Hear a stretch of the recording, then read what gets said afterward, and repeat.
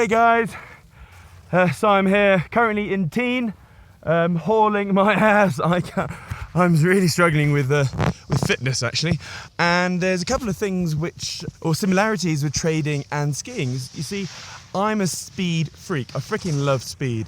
However, my skills on the ski slopes really don't match my appetite for the speed, and so I tend to straight line it down everything, which I can get away with on a blue or a red, but like if I try that on like some of the trickier ones, I actually just I bomb out, I crash out. And trading is exactly the same. Like last year, I was skiing well out of my ability. So I was trying to get 70 miles an hour last year, and I did it. I crashed out at the end, but trading is exactly the same. So most people on the markets, they're always trying to, make that 10 bagger, trying to always go large, 10 pounds a pip or whatnot, when really you just have to take it steady. You got to learn the skill. Don't look at the P&L. You just need to look at the pips, how many pips you're making, and just really ignore the fact that you may be trading at 8p a pip or whatnot.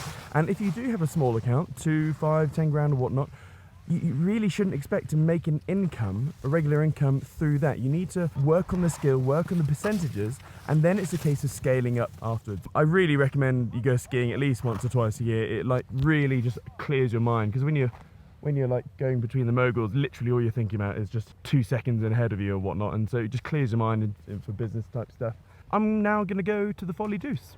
Those of you who know what it is, oh yeah. Almost there! There she is!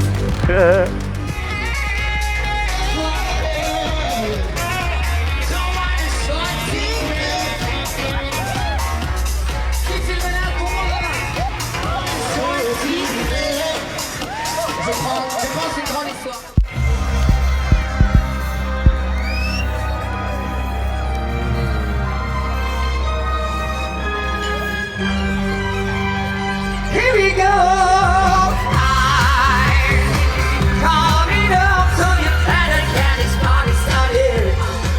I read a book quite recently, and it has one of the best bits of advice investing you could really ever hear.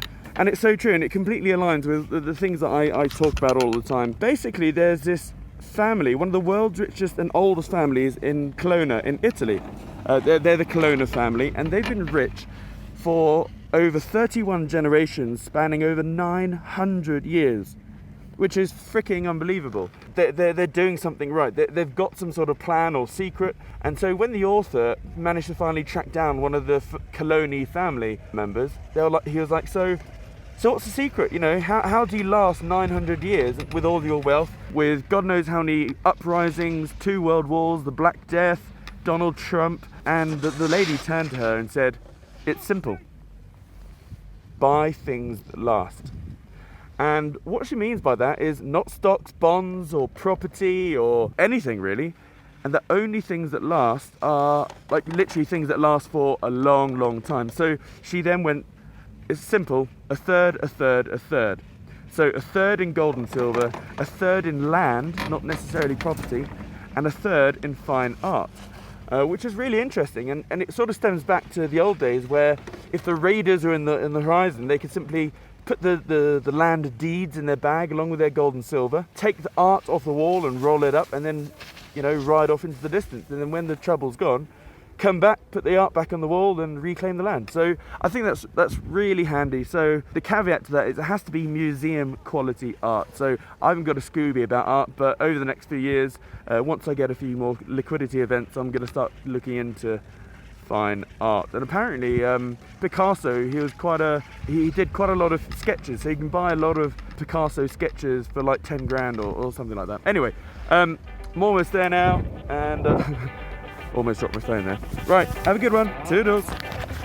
So close!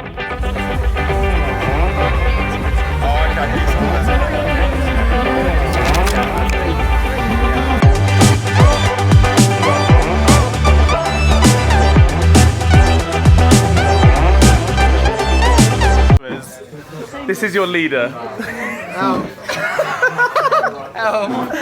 This is your leader.